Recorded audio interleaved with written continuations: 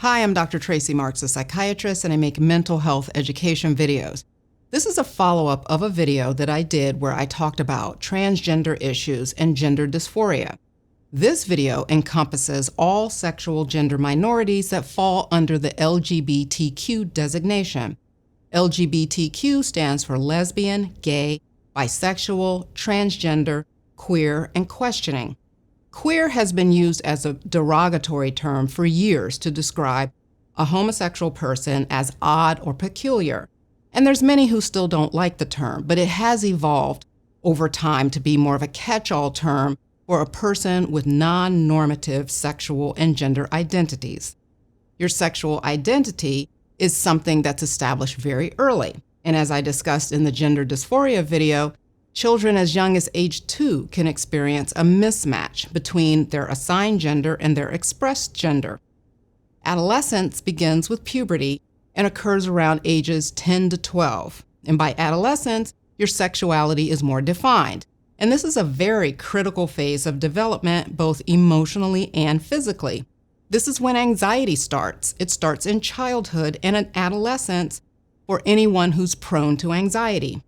But if your attraction and your identity don't match social norms, this is when the social judgment, rejection, and discrimination begin.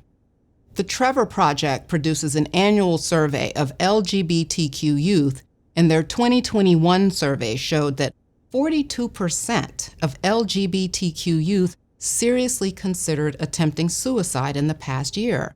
The really sad part about this is oftentimes the rejection they experience from family and friends increases the risk of depression, anxiety, suicide, and substance abuse.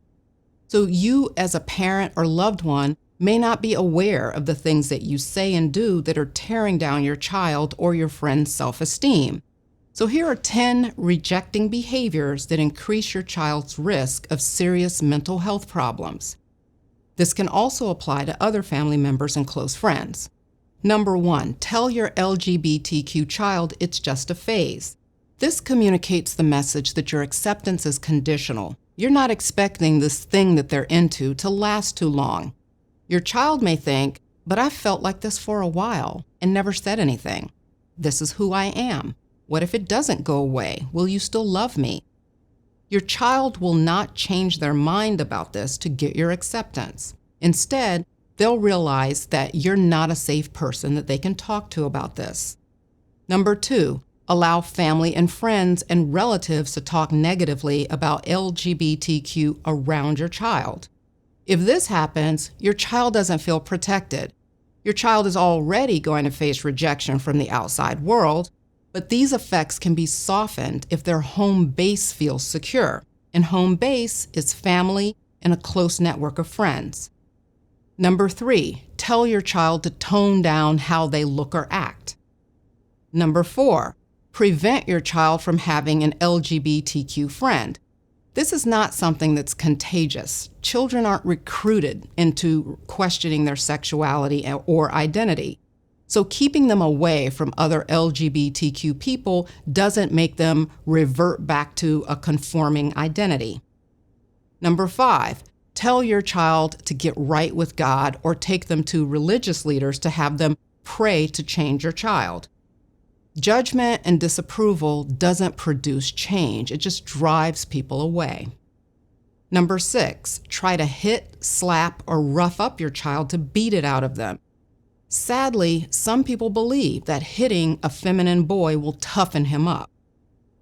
Number 7, prohibit your child from wearing things that express their gender diversity. This can be very hard for some parents. Are you willing to let Johnny go to your company reception dressed as Judy? This means you have to do the work to get strong and stand behind your child. You may say, well, I don't want to be embarrassed. I say, there's always going to be negative judgments in the world, and it takes courage to put yourself out there to be ridiculed by other people because of your child.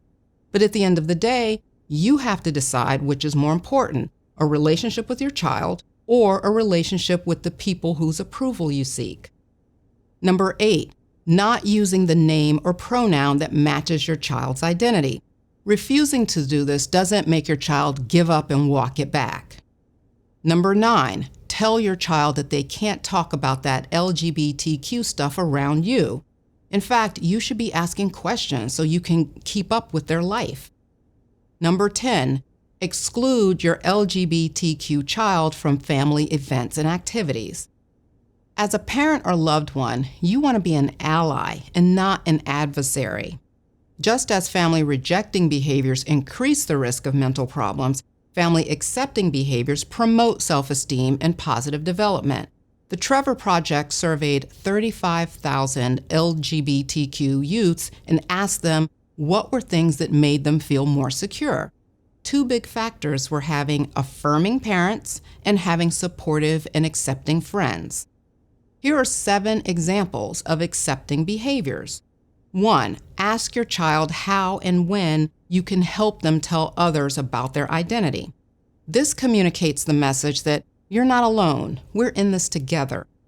Number 2, get accurate information to educate yourself about your child's gender expression. 3, speak openly about your child's LGBTQ expression. 4, require other family members to treat your child with respect. 5, use your child's chosen name and the pronoun that matches their identity. It's natural to miss your child the way that they used to be, but the solution isn't to insist that as a parent, you're entitled to call them the name that you gave them. Think of it as letting go of your baby and embracing the teenager and adult that they become. As any child grows into their independence, you will still lose the child that they were. That's just part of separating and individuating. Number 6, believe your child can be a happy adult and tell them that they will have a good life. You may say, well, that's lying. Everyone knows that people with gender issues get discriminated against, so I need to prepare them for the worst. My response is, being straight and binary doesn't protect you from ridicule or guarantee you a fulfilling life. But that's what we all hope for. So you need to instill the same hope in your LGBTQ child that you would in your non-LGBTQ child. And the way that you do that is to stand alongside them and give them encouraging guidance.